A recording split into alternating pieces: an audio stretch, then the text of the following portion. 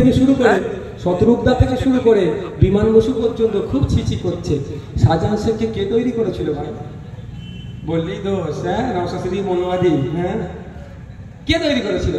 সন্দেশকালে ওই সমস্যাটাই হতো না যদি সিপিএম ওকে না তৈরি করতো।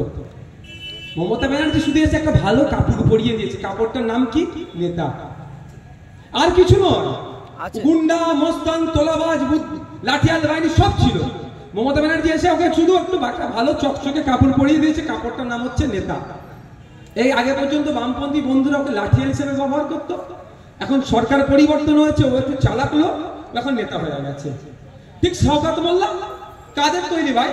এখন শওকত মোল্লাকে গাল দিলে হবে? আপনারাই তো হাতে করে তৈরি করেছেন। শাহজাহান শেখকে গাল দিচ্ছেন আপনারা, গাল তো আমরা দেবো, গাল মানে সমালোচনা আমরা করব। এখন লেফট ফ্রন্টের বন্ধুদের শাহজাহান শেখকে নিয়ে সমালোচনা করা উচিত নয়, বরঞ্চ তাদের অনুতপ্ত হওয়া দরকার, কাদেরকে তৈরি করেছিলাম আমরা। এই কথাই যখন বলছি তখন খারাপ হয়ে যাচ্ছি। শেষ করব, তখন একটা কথা বলে শেষ করছি ভাই।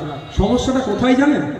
আমার আগে বিশ্বজিৎ দা বললো আপনাদেরকে, আপনারা অনেকেই জানেন, মাইকের আওয়াজ যাচ্ছে, হিন্দু সমাজের পূর্বপুরুষেরা দেবদেবীর নামে সম্পত্তি উৎসর্গ করে গিয়েছে, মন্দিরের নামে সম্পত্তি উৎসর্গ করে গিয়েছে।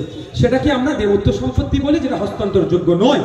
কিন্তু দুঃখের বিষয়, এই মমতা ব্যানার্জির উন্নয়নের এমন ছোঁয়া, বিএলও অফিসগুলোতে এমন উন্নয়নের জোয়ার ঢুকে গিয়েছে, এই পার্থভৌমিক সাহেবদের দলের নেতাগুলো, এই মঞ্জু বসু মহাশয়দের দলের নেতাগুলো সেই বিএলও অফিসে গিয়ে নামগুলো কেটে সেই জমিগুলো বিক্রি করে দিচ্ছে। আমরা বলছি, যদি আগামী দিনে প্রতিবাদ এখন করছি, যদি আগামী দিনে আমাদেরকে এলাকার